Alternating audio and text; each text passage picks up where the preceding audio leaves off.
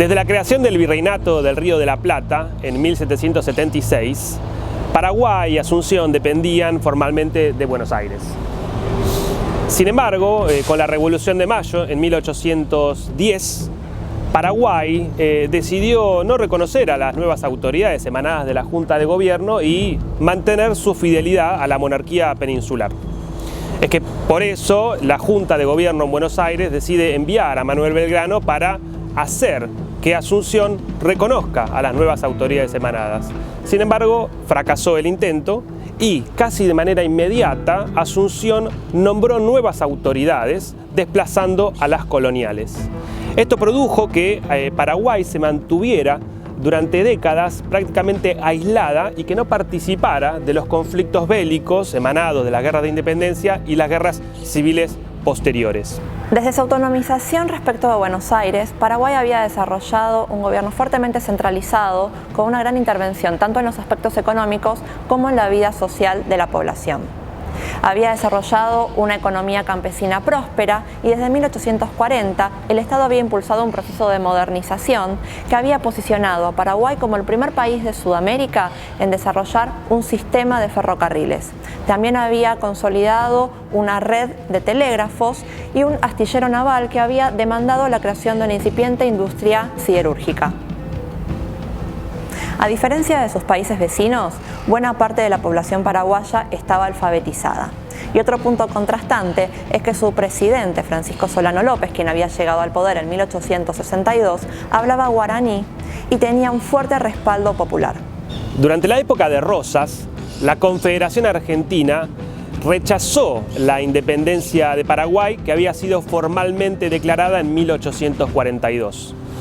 Este reconocimiento vino recién durante la época de Urquiza, en la que la Confederación va a reconocer esa independencia. Y durante todo este periodo, como dijimos antes, Paraguay se mantuvo prácticamente aislado, al margen de los conflictos que asolaron a la región. Sin embargo, a partir de la década de 1850, pero sobre todo hacia comienzos de la década de 1860, Paraguay va a intentar interferir, planificar y activar en lo que fue la geopolítica de la región, con un acercamiento hacia el Partido Blanco de Uruguay que gobernaba entonces en aquel país.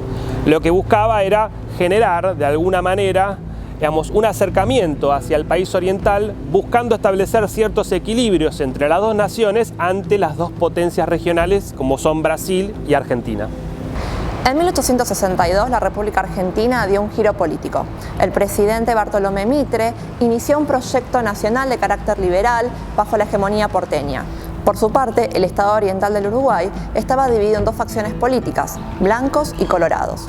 Los blancos contaban con el apoyo de los federales del litoral, mientras que el Partido Colorado era respaldado por el liberalismo porteño. En 1863, el presidente Mitre apoyó tácitamente la rebelión armada liderada por Venancio Flores, líder del Partido Colorado, contra el gobierno de Uruguay, encabezado por Bernardo Berro, líder del Partido Blanco. En el caso del Imperio del Brasil, el apoyo fue más explícito, ya que movilizó sus tropas para sitiar Uruguay. Ante esta situación, el gobierno de Francisco Solano López decidió que Paraguay debía intervenir en favor del gobierno de Berro y declaró la guerra a Brasil. Respecto de Argentina, le solicitó su autorización para atravesar el territorio con sus tropas e iniciar esta guerra contra el Imperio brasileño, lo cual fue denegado por el gobierno de Mitre. Ante este panorama, Francisco Solano López también declaró la guerra a la Argentina y sitió Corrientes. Se formó la Triple Alianza entre el Imperio de Brasil, la República Argentina y el Estado Oriental del Uruguay, ahora gobernado por Flores. De esta manera se inició la guerra. Las razones de la guerra generaron, y siguen generando al día de hoy, opiniones muy animosas y también muy diversas. En líneas generales existen tres versiones historiográficas para entender el origen y las causas de la guerra. La primera perspectiva historiográfica es aquella producto del liberalismo del siglo XIX, que es también la versión de los vencedores de la guerra.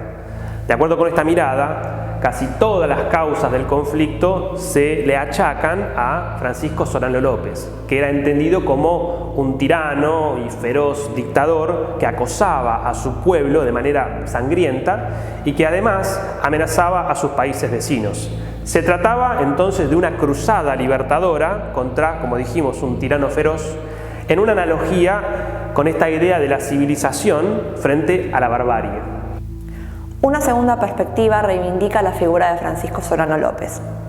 Esta corriente se inició en Paraguay a principios del siglo XX, mientras que en el resto de los países vencedores tuvo su auge en la década de 1960 y 1970 de la mano del revisionismo. Esta tesis centra el origen del conflicto en el imperialismo capitalista británico, deseoso de abrir el mercado paraguayo que hasta ese momento había encontrado un camino de desarrollo autónomo sin endeudamiento externo. El tercer modelo explicativo es el más usual entre los académicos y las académicas en la actualidad. Busca entender los inicios del conflicto y las causas del conflicto desde un modelo multicausal. En primera instancia, entiende que la guerra de la Triple Alianza marca el fin del sistema geopolítico que se inicia con el periodo de guerra de la independencia y que en gran medida explica y tiene relación con el proceso de conformación de los estados nacionales en la región. Los gobiernos argentinos y brasileros, por lo general rivales, coincidieron en este periodo en un punto crucial. Ambos gobiernos buscaban eliminar o al menos debilitar a Paraguay en el concierto regional. Brasil buscaba tener acceso a sus territorios del Mato Grosso sin depender de Asunción. Recordemos que para llegar allí necesitaba navegar el río Paraguay. Argentina, a su vez, Buenos Aires, buscaba no tener un contrapeso con Asunción y sostener una hegemonía tal y como lo había sostenido con el resto de las provincias argentinas. Paraguay, por otro lado, quería tener libre acceso al Atlántico sin depender de Buenos Aires. A esto hay que sumar la intrincada red de alianzas políticas que existía en la región. Los diversos países tenían distintas fuerzas que pactaban con las otras. Por ejemplo, los liberales argentinos tenían una alianza con los colorados orientales y los blancos orientales tenían otra alianza con los federales argentinos. Esta última había funcionado como una hipótesis que Solano López tenía a su favor. Él creía que los federales, al mando de Urquiza, eventualmente aprovecharían el avance de las tropas paraguayas sobre Argentina para alzarse contra Mitre, pero esto no sucedió. Todas estas causas son fundamentales y sirven para entender en conjunto los orígenes de la guerra.